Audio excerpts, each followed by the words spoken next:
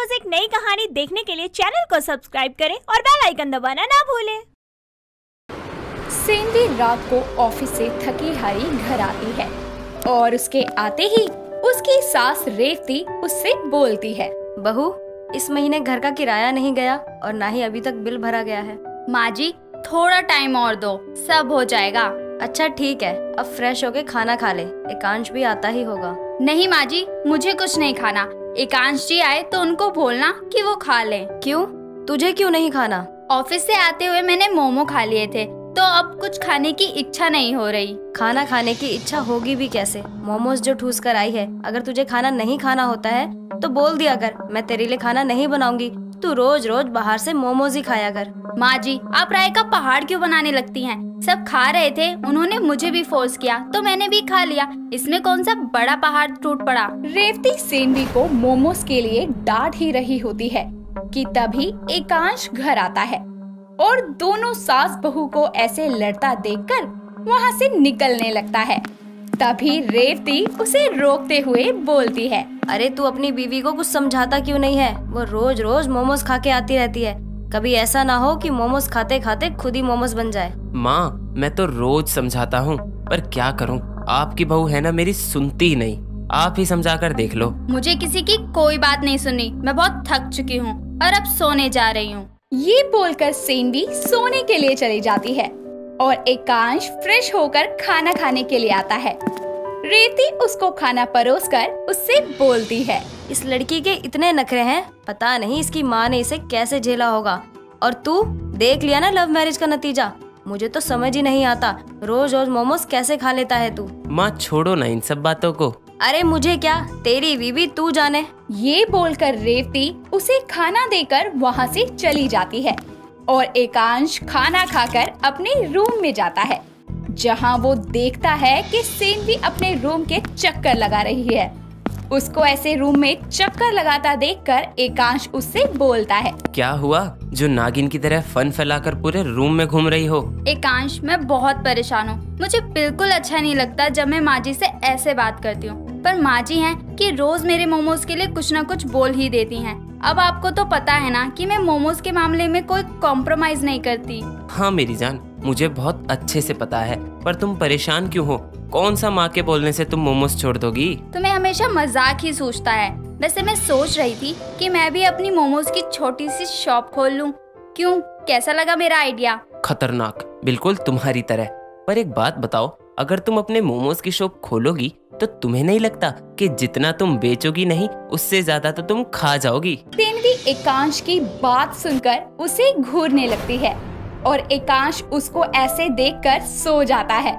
अगले दिन एकांश तैयार होकर ऑफिस के लिए निकलने लगता है और सेनवी को आवाज लगाकर उससे बोलता है, सेनवी, आज तुम्हें ऑफिस नहीं जाना क्या? जल्दी आओ यार, मुझे तुम्हें ऑफिस छोड़कर अपने ऑफिस भी जाना होता है। तेरी बीवी आज कहीं नहीं जाने वाली। क्यों माँ, क्या हुआ? अरे मुझे क्या पता, तू खुद जाके देख ले रसोई में और पूछ लियो उससे, वो इतने सारे मोमोज क्यों बना रही है। क्या मोमोज बना रही है?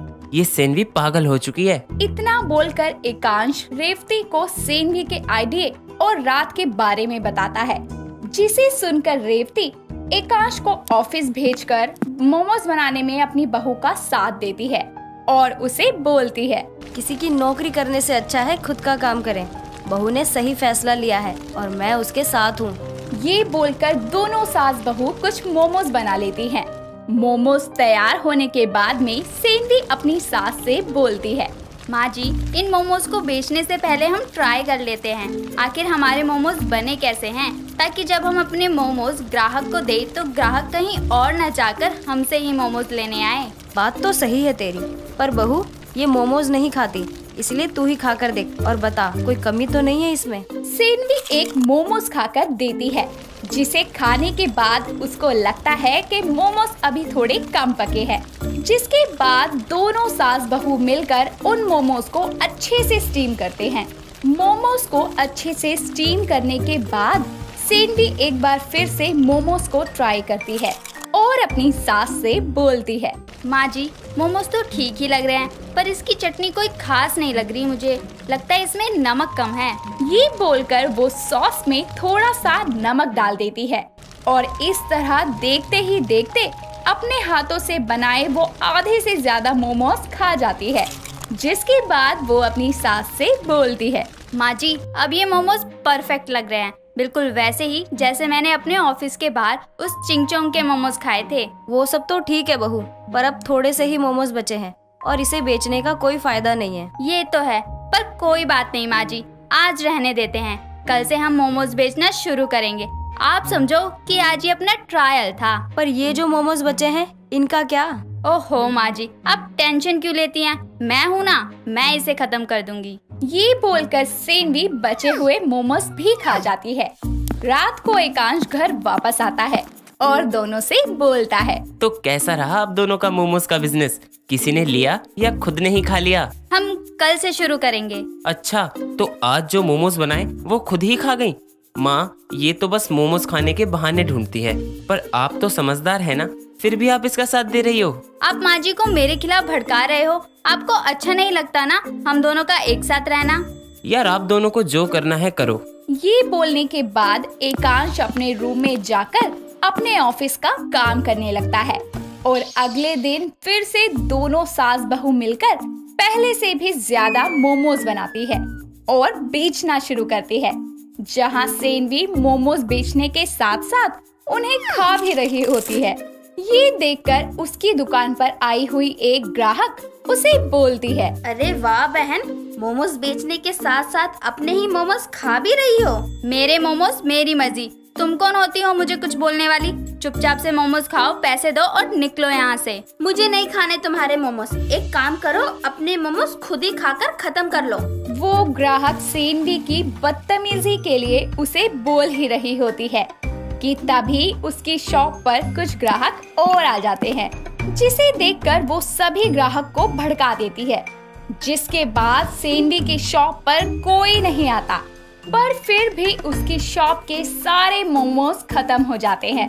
दोनों सास बहू घर जाकर एकांश को आज की सारी बात बताती है, जिस पर उसको उसकी माँ बोलती है, आज हमने शॉप खोली और सारे मोमोज खत्म हो गए। ये तो अच्छी बात है, पर आप दोनों का मुंह क्यों बना है? क्योंकि उनमें से एक भी मोमोज नहीं बिके और सारे मोमोज मैंने खा लिए। अब मैं कल से ऑफिस जाऊंगी, मेरा मोमोज बेचकर पैसे कमाने का भूत अब उतर चुका है। ये बोलकर सेनवी उसको सारी बात बताती है और मोमोज का बिजनेस छोड़ने का फैसला लेकर अगले दिन से अपना ऑफिस एक बार फिर से ज्वाइन कर लेती है और पहले की तरह ही बाहर से मोमोज खाना शुरू कर देती है।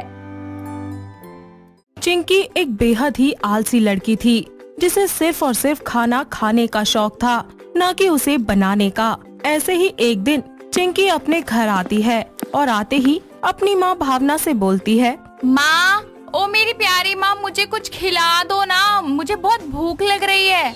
मम्मी सुन भी लो। क्या है, क्यों चिल्ला रही है पागलों की तरह? तुझे तो कोई काम नहीं है, दूसरों को तो करने दे। हाँ हाँ, कर लेना अपना काम, पहले मुझे कुछ खाने को दो, मुझे भूख लगी है। खाना नहीं बना अभी, समझी? मुझे बहुत काम है, जा तू ही कुछ बना ले अपने और मेरे लिए। ओ माँ, मेरे से नहीं बनाया जाएगा कुछ, तुम बना दो ना। ठीक है, फिर रह भूखी। चिंकी की भूख उसके बर्दाश्त के बाहर होती है। वो अपनी माँ के फ्री होने का इंतजार नहीं कर पाती, इसीलिए वो अपनी दोस्त मिनी को कॉल करती है और बाहर से कुछ खाने जाने के लिए उसको साथ चलने को कह देती है। थोड़ी देर में मिनी उसके घर आती है और दोनों मार्केट से कुछ अच्छा सा खाने के लिए निकल जाते हैं, जहाँ एक मोमोज के स्टॉल को देखकर मिनी बोलती है, ओ यार चिंकी, देख मोमोज, आज मोमोज खाते हैं, मजा ही आ जाएगा खा के। मोमोज?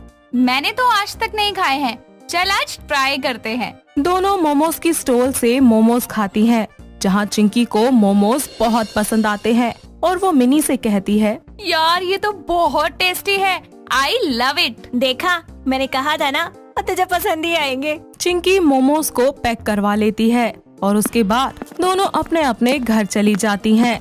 चिंकी घर पहुंचकर प्लेट में मोमोज डालकर अपनी माँ को आवाज लगाती है, माँ, ओ मेरी माँ, जल्दी आओ, देखो मैंने क्या बनाया है आखिर अपने हाथों से। तू चिल्लाना कब छोड़ेगी? पागल कर देती है, बता अब क्या हुआ? ओहो माँ, जब देखो तब मुझे डांटती रहती हो। देखो मैंने आज मोमोज बनाए हैं। तूने सच्ची? ये चमत्कार कैसे हुआ? क्या माँ, खा के तो बताओ कि कैसे बने हैं। भावना को मोमोज बहुत पसंद आते हैं और वो खुश होती है कि उसकी बेटी को कुछ तो बनाना आता है। ऐसे ही दिन बीतते जाते हैं। चिंकी के लिए राघव नाम के लड़के का रिश्ता आता है और राघव अपनी माँ सुमित्रा के साथ उसको देखने आता है। जहाँ राघव की माँ सुमित्रा चिंकी से पूछती है, अरे बेटी, तुम्हें खाना वाना बनाना आता है क्या? अरे बहन जी, मेरी बेटी मोमोज बहुत अच्छे बनाती है, खाओगे तो खाते ही रह जाओगे। वाओ, मोमोज तो मुझे बहुत पसंद है। राघव और सुमित्रा को चिंकी बहुत पसंद आती है और कुछ समय के बाद दोनों परिवारों की सहमति से उनकी शादी करवा दी जाती है। शादी के बाद चिंकी को घर के काम करना बिल्कुल भी पसंद नहीं आता, जिस वजह से वो आए दिन अपनी सास से ताने सुनती थी। ऐसे ही एक दिन चिंकी बैठकर टीवी देख रही होती है कि तभी सुमित्रा वहाँ आकर उससे कहती है, अरे ओ आलस की दुकान, कुछ काम भी कर लिया कर। अरे सोचा था कि मुझे आराम मिलेगा, मेरी बहू आएगी तो, लेकिन ये तो मेरा ही काम बढ़ाने आई है। ओ माँ जी, ये रोज रोज के ताने मारना बंद कर दो और नौकर रख लो ना काम के लिए। मैं घर की बहू हूँ, नौकरानी थोड़ी। हाँ हाँ, तू तो अनोखी बहू है, मुझे तो एज अ सर्वेंट लेकर आया गया था यहाँ पर। I don't know about you, पर मैं तो एज बहू आई हूँ। चिंकी को कोई काम करना पसंद नहीं था, पर कभी कभी अपनी सास के तानों से बचने के लिए वो घर के एक दो काम कर लिया करती थी। ऐसे ही दिन गुजरते जाते हैं। एक सुबह राघव, सुमित्रा और चिंकी बैठकर चाय पी रहे होते हैं। तभी राघव चिंकी से कहता है, चिंकी, तुम्हारी माँ ने कहा था कि तुम्हें मोमोज बनाना आता है। प्लीज ना यार, आज बना दो ना शाम को, मुझे बहुत पसंद है। क्या? आज कैसे? मतलब कि वो? अरे बेटा, इसे तो कुछ भी नहीं आता। वो भी झूठ ही बोला होगा इसकी माँ ने। जी नहीं माँ जी, कोई झूठ नहीं था। और राघव जी बन जाएंगे आज मोमोज, आप देखना हाथ चाटते रह जाओगे। अरे चलो, ये चाइनीज नाम वाली बहू के हाथ में चाइनीज स्वाद तो होगा ही ना। ये माँ से बोले हुए एक झूठ ने तो मेरी लंका लगा दी। अब मैंने मोमोज बना के कैसे खिलाऊं? बाहर से ले आती, अगर माँ जी ने देख लिया तो प्रॉब्लम हो जाएगी। चिंकी शाम होने पर अपनी सास से छुपते छुपाते बाहर जाती है और मोमोज के स्टॉल से मोमोज पैक करवाकर घर ले आती है। साथ ही चुपके से बिना अपनी सास को पता लगे रसोई में जाकर मोमोज बनाने की एक्टिंग करने लगती है। कुछ ही देर में राघव आ जाता है और चिंकी को आवाज लगाते हुए कहता है, चिंकी, कहाँ हो? बना लिए क्या मोमोज? जल्दी ले आओ यार, इंतजार नहीं हो रहा मुझसे।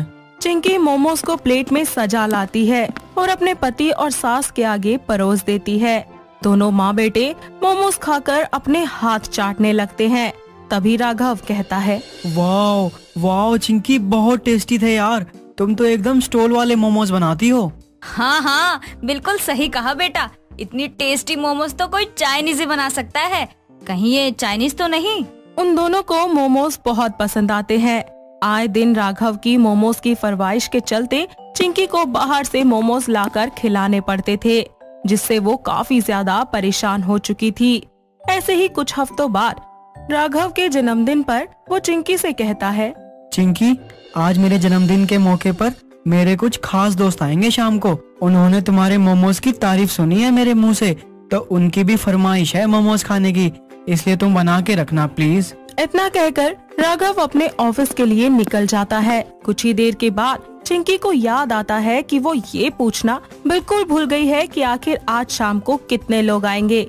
वो राघव को कॉल करती है, पर वो काम में बिजी होता है और फोन नहीं उठा पाता, जिसके बाद चिंकी खुद से कहती है, अब ये भी नहीं पता कि कितने लोगों के लिए मोमोज लाने हैं। ऐसा करती हूँ, 5 लोगों के हिसाब से मोमोज ले आती हूँ। शाम होती है।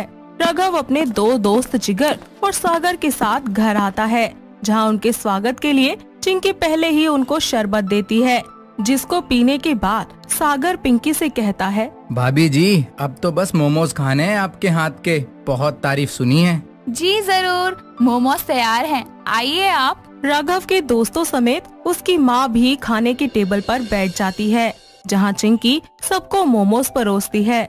सागर जैसे ही एक मोमोज खाता है, वो समझ जाता है कि ये मोमोज पास ही के स्टॉल के हैं। चिंकी के रसोई में जाते ही वो राघव से बोलता है, राघव भाई, ये मोमोज भाभी जी ने नहीं बनाए, बल्कि ये पास के स्टॉल के मोमोज हैं, क्योंकि मैं अक्सर वहाँ जाता रहता हूँ। हाँ भाई, सागर सच कह रहा है, मैंने भी खाए हैं वहाँ के मोमोज, सेम टेस्ट है बिल्कुल। जिगर और सागर की बात सुनकर राघव और सुमित्रा गुस्से में आ जाते हैं, क्योंकि चिंकी ने उनसे झूठ जो कहा था, साथ ही उसका झूठ उसी के मुंह से निकलवाने के लिए राघव एक प्लान बनाता है, जिसमें सभी लोग उसका साथ देते हैं। वो सभी मोमोज खत्म होने के बाद और मोमोज खाने की डिमांड करते हैं, लेकिन चिंकी के लाए हुए सारे मोमोज अब तक खत्म हो चुके थे। पर उन सभी के और ज्यादा मोमोज खाने की डिमांड के चलते वो उन सब से कहती है, मैं आप लोगों से माफी मांगती हूँ। मोमोज का सारा सामान खत्म हो गया है और अब मैं और मोमोज नहीं बना पाऊंगी। कोई नहीं, सामान मैं ला देता हूँ और हम वेट कर लेंगे, तुम बना लेना जब तक। पर राघव जी, इतने मोमोज खाना अच्छा नहीं है, अब आप कल खा लेना, मैं कल बना दूंगी। हाँ हाँ, कल तो बनाओगी ना, क्योंकि स्टॉल तो बंद हो चुका होगा, तो अब और मोमोज कहाँ से लाओगी, है ना? राघव की बात सुन के चिंकी समझ जाती है कि उसका झूठ सबके सामने आ चुका है और अब उसके पास अपना झूठ एक्सेप्ट करने के सिवाय कोई चारा नहीं है। जिसके बाद वो उनसे कहती है, राघव जी, मुझे माफ कर दो, मुझे मोमोज बनाने नहीं आते थे, पर मेरी माँ को भी मैंने झूठ बोला और झूठ बोल के उन्हें मोमोज खिलाए, जिसके बाद मुझे इस झूठ के चलते यहाँ भी उसका सहारा लेना पड़ा, क्योंकि अगर मैं सच बता देती तो आप और माँ जी मुझे माफ नहीं करते और मुझे कुछ ना आने की वजह से घर से निकाल देते। बात कुछ ना आने की नहीं है चिंकी, बात है झूठ की। अगर तुमको कुछ नहीं आता था तो तुम सीख सकती थी, लेकिन तुमने झूठ बोला क्योंकि तुमको वो आसान लगा। काम करना पसंद नहीं है ना तुमको, बस झूठ के सहारे ही अब तक मोमोज खिलाए तुमने सबको। सही कह रहा है मेरा बेटा, अगर तू सीखना चाहती है ना तो तू सब कुछ सीख सकती है, पर तुझे सीखना ही कहाँ है। चिंकी को अपनी गलती का एहसास होता है, जिसके बाद वो सभी से माफी मांगती है और ये वादा करती है कि अब वो हर काम खुद से करेगी, साथ ही मोमोज बनाना भी सीख जाएगी।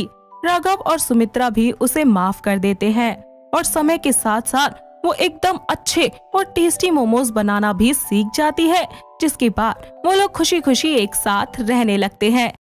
रात को एक सुनसान सड़क पर बाइक खड़ी थी, साथ में वहाँ पर एक कपल भी था जिनका नाम था गिनी और मिहिर। ऐसे में मिहिर गिनी से कहता है, गिन्नी, बहुत टाइम हो गया हमारे रिलेशनशिप को, तो यार अब तो किस कर सकते हैं ना हम। पर अभी मैं कंफर्टेबल फील नहीं कर रही हूँ, हम कभी और कर लेंगे। नहीं यार, आज तुम्हें प्रूफ करना ही होगा कि तुम मेरी गर्लफ्रेंड हो। मैंने कहा ना, मुझे नहीं करना तुम्हें किस। ये सारा नजारा वहाँ पर खड़ा हुआ एक अजनबी लड़का देख रहा था। अजनबी ने सोचा कि मैं कुछ बोलूं, लेकिन वो दोनों एक कपल थे, जिसकी वजह से वो चुप रहा। तभी मिहिर गिनी को जबरदस्ती किस करने की कोशिश करता है, जिसके बाद गिनी गुस्से से मिहिर को पीछे धक्का दे देती है, जिसकी वजह से मिहिर गुस्से में गिनी से बोलता है, जाहिल गवार कहीं की, तेरे बस की नहीं है किसी रिलेशनशिप में रहना, और ना तू मेरे लायक है, एबनॉर्मल है तू, दफा हो जा, मुझे नहीं रखना तेरे साथ कोई रिश्ता। इतना बोलकर मिहिर गिनी को वहीं पर ही छोड़कर चला जाता है और गिनी भी उस अजनबी के पास जाकर खड़ी हो जाती है। थोड़ी ही देर में वहाँ एक बस आती है। दोनों उस बस में चढ़कर एक साथ एक ही सीट पर बैठ जाते हैं। गिनी इस समय सिर्फ और सिर्फ मिहिर के बारे में ही सोच रही होती है और अचानक से अजनबी की तरफ देखने लगती है और उसे किस कर देती है, जिसके बाद वो दोनों एक दूसरे में खो जाते हैं। तभी वो अजनबी बड़े ही प्यार से उससे बोलता है, तुम ठीक हो ना? मैं नॉर्मल हूँ और मैं किस कर सकती हूँ। आई नो कि तुम अभी भी अपने BF की बात सोच कर मुझे किस कर रही हो। हाँ ये तो है। वैसे तुम्हारा नाम क्या है? मैं अजनबी, और तुम? अजनबी? हाँ। ये कैसा नाम है? नाम नहीं है मैडम, मगर हूँ तो अजनबी। हाँ ये तो है। वैसे तुम परेशान सी लग रही हो। हाँ यार, परेशान तो मैं बहुत ज्यादा हूँ। क्या हुआ? अगर शेयर करने लायक है तो कर सकती हो मेरे साथ शेयर। देखा तो होगा तुमने कि क्या हुआ। यार मुझे ना तुम्हारा BF ठीक नहीं लगा। अरे ऐसा मत बोलो, वो बहुत अच्छा है, रिच है, स्मार्ट है और काफी पढ़ा लिखा भी तो है। अच्छा, तुम रिच नहीं हो, स्मार्ट नहीं हो और तुम पढ़ी लिखी नहीं हो। वो मेरा मिस्टर परफेक्ट है। Oh really? अजनबी के इतना बोलते ही गिन्नी उसकी तरफ देखने लगती है कि तभी एक ढाबे पर बस रुक जाती है। सभी लोग उतरकर कुछ न कुछ खाने पीने के लिए चले जाते हैं। तभी वो अजनबी अपने लिए और गिन्नी के लिए कुल्हड़ वाली चाय लेकर आता है और उससे बात करते हुए कहता है, तो बताइए मिस, आप अपनी लाइफ में क्या क्या अचीवमेंट चाहती हैं? मेरे पापा बहुत रिच हैं, तो मुझे करियर में कुछ करने की या फिर उसके बारे में सोचने की कोई फिक्र ही नहीं है। ओह, तुम क्या चाहते हो? मुझे तो खुद का कैफे खोलना है और बहन की शादी भी करनी है। ओह, सही है फिर तो। कुछ देर बात करने के बाद दोनों बस में चले जाते हैं। ऐसे ही सुबह हो जाती है और उसका स्टॉप आ जाता है, जिसके बाद वो अजनबी और गिन्नी अपने अपने रास्ते मुड़ जाते हैं। ऐसे ही समय बीतता जाता है और वो दोनों एक दूसरे के बारे में सोचते रहते हैं। कहीं ना कहीं उन्हें पहली मुलाकात वाला प्यार जो हो गया था। ऐसे ही एक दिन गिन्नी अपने 4 दोस्तों के साथ लॉन्च जाती है। सभी लोग एक साथ सोफे पर बैठकर बातें कर रहे होते हैं कि उनमें से उसकी एक दोस्त बोलती है, यार एक बात बताओ, अगर तुम सब में से किसी को भी अपनी एक विश पूरी करने का मौका मिल जाए तो बताओ तुम लोग कौन सी विश पूरी करना चाहोगे? यार मैं तो चाहूंगी मेरे मम्मी पापा मेरे बॉयफ्रेंड से मेरी शादी करवा दें। मैं तो चाहूंगी कि इस गिन्नी की तरह बहुत जल्दी रिच हो जाऊं। और गिन्नी तू भी बता। मेरी विश है कि वो अजनबी मुझे दोबारा मिल जाए। इतना बोलकर गिन्नी उस अजनबी के साथ बस में और ढाबे पर बिताए हुए पलों को याद करने लगती है कि तभी वहाँ पर एक वेटर आ जाता है उनका ऑर्डर लेने के लिए और गिन्नी से पूछता है। जैसे ही गिन्नी उसे अपना ऑर्डर देने के लिए उसकी तरफ देखती है तो वो चौंक जाती है, क्योंकि वो वेटर कोई और नहीं बल्कि वही अजनबी था। गिन्नी उसे देखकर बहुत ही ज्यादा खुश हो जाती है और बड़े ही उत्साह के साथ उससे कहती है, तुम यहाँ? हाँ मैं। तुम्हें पता है तुम्हें यहाँ देखकर मैं कितनी खुश हूँ। खुश तो मैं भी हूँ। तुम तो कैफे खोलना चाहते थे ना, तो यहाँ क्या कर रहे हो? बड़ा करने के लिए नीचे से शुरुआत करनी चाहिए। वैसे मैडम मैं अभी ड्यूटी पर हूँ। ये लो मेरा फोन नंबर, और हाँ याद से मुझे फोन जरूर करना। मेरे पास टाइम नहीं है, इसके बाद मुझे नाइट ड्यूटी भी करनी है। वाओ, कितने हार्ड वर्किंग हो यार तुम। I really like you. कुछ ऑर्डर करना है या जाऊँ? प्लीज मुझे कॉल करना। वैसे तुम्हारी नाइट ड्यूटी कहाँ है? यहीं पर। ओके ठीक है, तो रात को मिलती हूँ यहाँ। अब जल्दी से ऑर्डर बता दो मुझे।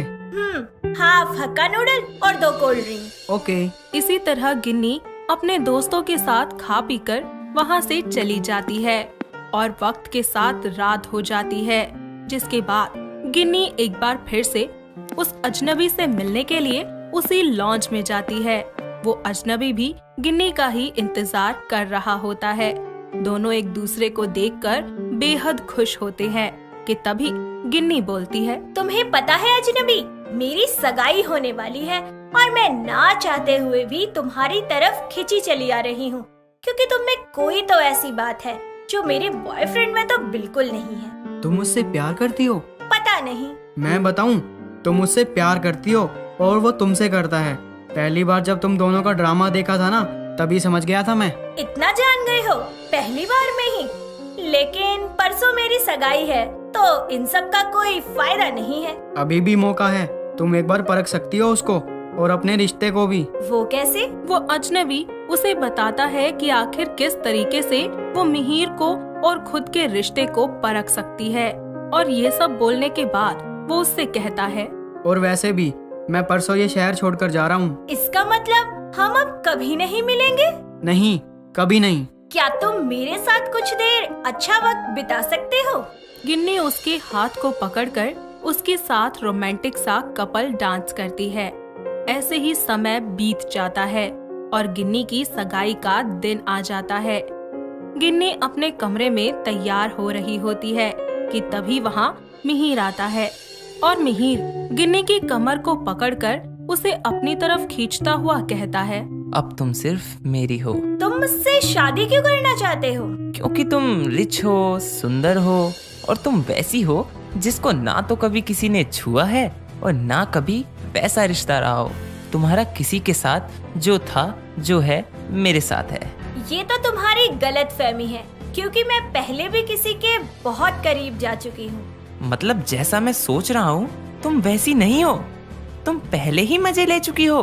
तुम्हें पता है ना कि ये सब जानने के बाद मैं सगाई अभी ही तोड़ सकता हूँ। तो तोड़ दो, और अगर तुम नहीं तोड़ोगे तो मैं तोड़ देती हूँ। गिन्नी की बात सुनकर मिहिर वहाँ से चला जाता है और गिन्नी एक कागज पर अपने दिल की बात लिखकर अपने कमरे की खिड़की से कूदकर भाग जाती है। सबसे पहले वो उस अजनबी को कॉल करती है तो उसे पता चलता है कि वो अजनबी रेलवे स्टेशन पर है। वो जल्दी से टैक्सी लेकर रेलवे स्टेशन पहुंच जाती है और जाकर उस अजनबी के सीधे गले लग जाती है। साथ ही उसे अपने प्यार का इजहार भी करती है और फिर उससे बोलती है, अब तो बता दो, नाम क्या है तुम्हारा? अर्जुन, और आई लव यू टू गिन्नी। दोस्तों, अगर आपको ये कहानी पसंद आई तो इसे लाइक करें, शेयर करें और कमेंट करके बताएं कि कहानी में आपको सबसे अच्छा क्या लगा।